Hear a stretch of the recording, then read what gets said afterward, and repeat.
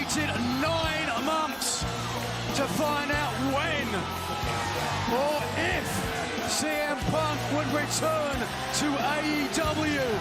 This was weird. 9 months after the incident known as Brawl Out between CM Punk and the Elite, CM Punk would be brought back to a new show called Collision. The show was essentially made for Punk, and from the start, it seemed like it had a lot of promise. CM Punk, FTR, Jay White, Andrade, House of Black, the list goes on and on. At first, things were going great. We had Luchasaurus win his first singles title in AEW, that Christian would take credit for. Buddy Matthews squared up with Andrade, and we witnessed the longly anticipated return of CM Punk. The king is back, baby. Everything seemed like things were back on the right track. That wouldn't last long, however.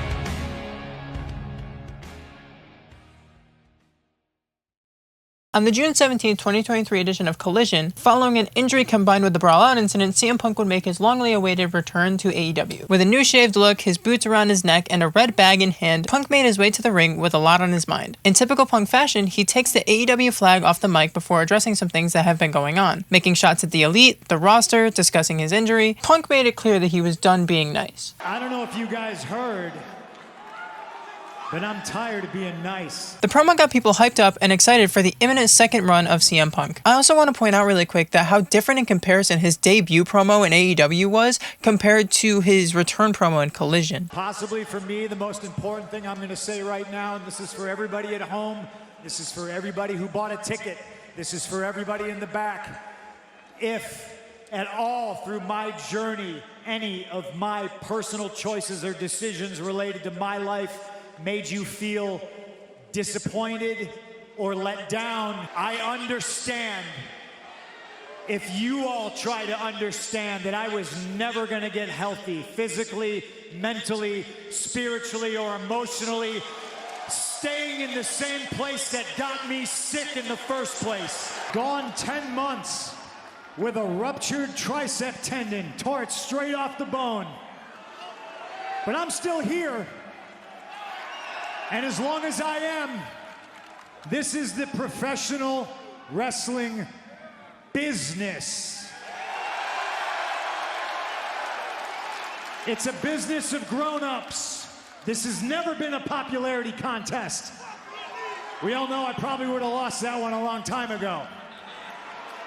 So tonight we're gonna have a little conversation about the future, but first, I would like to have a little conversation about my past, which I don't think is checkered. If you would have told 15-year-old me that you're gonna sell out the Budokan, that you're gonna sell out Madison Square Garden, that you're gonna sell out multiple times over every single building in Chicago with a roof, well, I'm not sure little punker would have believed you. It's because he didn't experience what present me, standing here in front of all you crazy bastards, has experienced. I'm tired of being nice.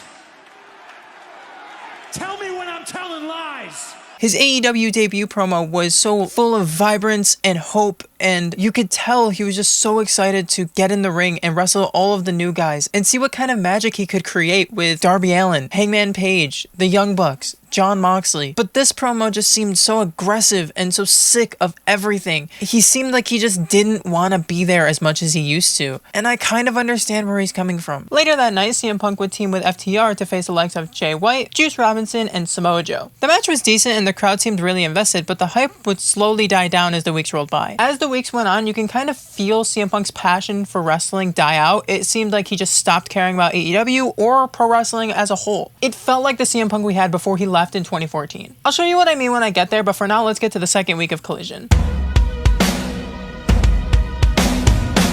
This week we got some more star power and a lot more real graps matches. We had Man of the Hour CM Punk and his boys FTR pairing up with Ricky Starks against Jay White, Juice Robinson, and the Guns. We had more Andrade lacing it up with House of Black, this time with Brody King. Oh, and there was another match I'm forgetting. It was super under the radar, super Underground. It was just Hiroshi Tanahashi versus Swerve Strickland. Like, what the fuck are we doing? Bro, I don't know what Tony Khan was smoking in June 2023, but whatever it is, can I get a hit? Thank you. We also had Nyla Rose and Willow Nightingale in the semi-quarterfinals of the Women's Owen Hart Foundation tournament in a match that I thought was rather good. As a trans woman, seeing Nyla Rose on TV is always so great, and it makes me so happy to see how far wrestling has come, and I'm so proud of Nyla for how hard she has worked in this business. Willow has also been a star since day one. She's literally one of the purest, most talented, brightest stars in the industry, maybe of all time. Moving forward, I'm just going to cover the weeks that Punker was on TV, but I don't want to shy away from things like MJF's in-ring collision debut. Matches where we got Dustin Rhodes, Ricky Starks, Juice Robinson, Samoa Joe, Roderick Strong. It really felt like this show, though it was made for CM Punk, it felt like it had that raw, natural star power to hold its own. To keep up that real Graps energy, Tony Khan gives us FTR vs Bullet Club Gold, Athena vs Willow Nightingale, and for the semifinals of the Men's Owen Hart Foundation tournament, former friends Ricky Starks and Powerhouse Hobbs face off, and CM Punk faces off with Samoa Joe. Now, I know the Punk and Joe match was made to build hype because of the insane feud they had in Ring of Honor, but we listen and we don't judge. This match just wasn't that good to me. The match just seems a little sluggish on Punk's part, and it felt like he didn't necessarily care as much. Yeah, he still put on a decent match, he's CM Punk, but it just feels like the souls of these two had diminished. I genuinely don't think this match did anything to support the Ring of Honor feud's legacy. To make up for last week, CM Punk and Ricky Starks face off in an absolute instant classic. These two just have so much chemistry, and the back and forth promos and rising tension made this match feel so great. The crowd is also very divided between their comfortable and familiar love for CM Punk and their newfound love for rising star Ricky Starks. This match is so much fun looking back on it, and now that we got Punk and Ricky in WWE together, Triple H, listen, let these two run it back, please, I beg. I just want them to run it back one time before Punk retires in the next 5 years. Please, give me Ricky Starks and CM Punk in WWE. Ricky Saints, I don't care. This week also had bangers like FTR facing Bullet Club Gold in a 2 out of 3 falls match, which went like an hour. Will this be the glory? No! Flash! Cover! Can he find him? Oh my God! What he does! And then we had Willow Nightingale versus Ruby Soho. I think it's around this point where I start to feel the momentum slow down on Punk's side in regards to his creativity. Following his loss against Ricky Starks in the Owen Hart Foundation tournament, Punk interrupts an interview between Tony Schiavone and Ricky Starks and berates Starks for cheating and claiming that he was the real world champion. I couldn't really get behind this story because it felt a lot like they were just trying to keep Punk happy and keep him as a champion. But if you are going to go down this route of this idea, then there are other, more creative ways to do it. Later in the night, we got Punk in a tag team match teaming with Darby Allin against Ricky Starks and Christian Cage. The match is a bit awkward and sloppy at first, and it's where I start to feel like Punk just doesn't care anymore about AEW, about his current feud, and about wrestling. The match does switch gears when Darby gets in and gets to cook with Christian a bit. It just seems all over the place, and Ricky and Cage pick up the win in the end.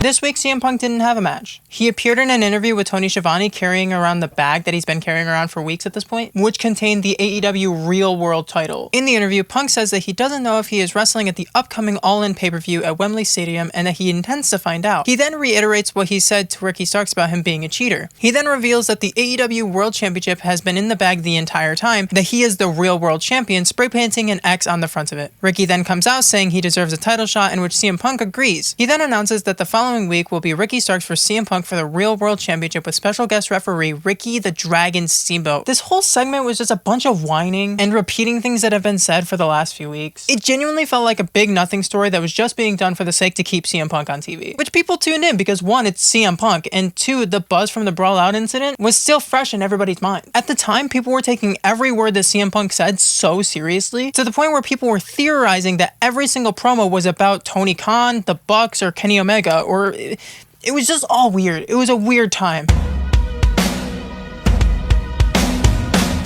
CM Punk vs Ricky Starks for the Real World Championship was actually a lot of fun. With a lackluster build, I went into this match feeling kind of dreadful. I didn't think anything of this match before the bell, but once it started, I was so invested. So much tribute to old style wrestling, so much tribute to Steamboat, and just really good wrestling. As I said earlier, these two in the ring together are just so fluid and natural. I adore everything these two do in the ring together. The match ends with Ricky trying to get a dirty pin on CM Punk, but is stopped by Ricky Steamboat. While Starks is arguing with Steamboat, Punk is able to roll up Ricky for the win. After the match, Starks takes out Punk and attacks Ricky Steamboat out of anger. Overall, this was just a really fun match, and it's one that I look back on quite often. It really sucks that this would be the last time that these two faced off before CM Punk got fired from AEW. In the main event of this week, we had House of Black putting up their trios titles against CM Punk and FTR in a pretty solid match. There is a lot of decent in-ring chemistry between all 6 men. FTR are a phenomenal tag team. Malachi Black, Brody King, and Buddy Matthews are all excellent professional wrestlers, and they carry this match so much. Punk with FTR was always really fun to watch. I always thought they could have had a solid trios title run based on how well they worked together in and out of the ring. They always did a good job at adapting their moves to incorporate Punk into them, like the Shatter Machine, and Punk just seemed like he genuinely enjoyed working with them. The match ends with Samoa Joe choking out CM Punk when the referee was distracted, causing Brody King to pick up the win, retaining the trios titles for the House of Black. This is the week I was talking about. This entire piece of whatever it is, booking, is another instance where I felt like this run was a little bit silly. Punk disguised himself as a luchador named the Golden Vampire to get a jump on Samoa Joe for what he did the week prior. Punk reveals himself and grabs a microphone to accept Joe's offer in the sassiest, cuntiest way possible. I accept, bitch! I accept, bitch. In his final Collision appearance before leaving AEW, CM Punk would team with Sting and Darby Allin and a mystery partner who would later be revealed to be Hook to take on Swerve Strickland, Brian Cage, Christian Cage, and Jay White. I had to read that because it's Brian Cage, Christian Cage. It's a whole thing. It's a meme. It's a thing. This match is pretty forgettable. There isn't much to write home about. It is by definition a Collision match. No memorable spots, not very good pacing, and seems a little sloppy. I'm just gonna say, when the post-match segment with chaos breaking out is more entertaining than the actual match, I think there's a problem somewhere. Here we are, the final AEW match of CM Punk. We all know the story. Jack Perry wanted to use real glass, the company said no, Perry got mad, the company told Punk to handle it, he talked to Perry, things were cool. Perry used real glass anyway, Cry Me a River, company told Punk to handle it again. Punk said, you won't like how I handle it, he handled it, and then he didn't punch anybody, he just choked somebody out a little bit. Punk then got in Tony Khan's face, calling AEW a joke before going out to have an absolute banger with Samoa Joe. This match makes up for the last match that these two had. There are just so many great spots and callbacks, there's blood, the crowd seemed into it, and it was just a fun match. There we go, the so-called real world champion.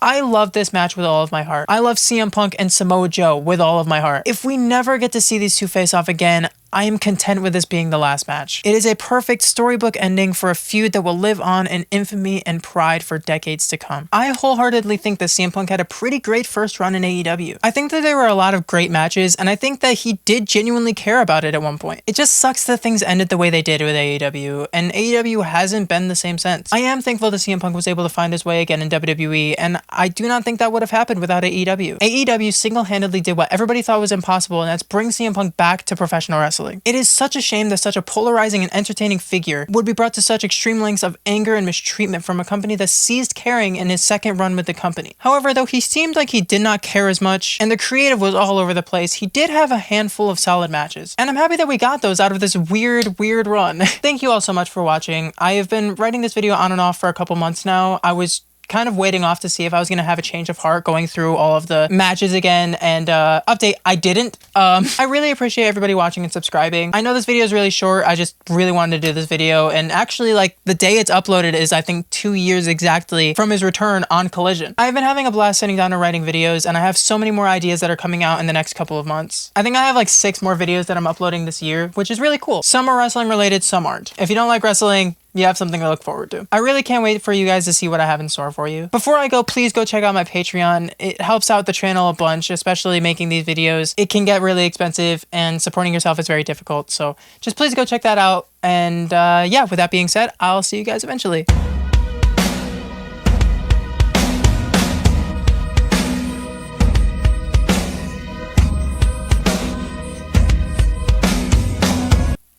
Cool. I love CM Punk.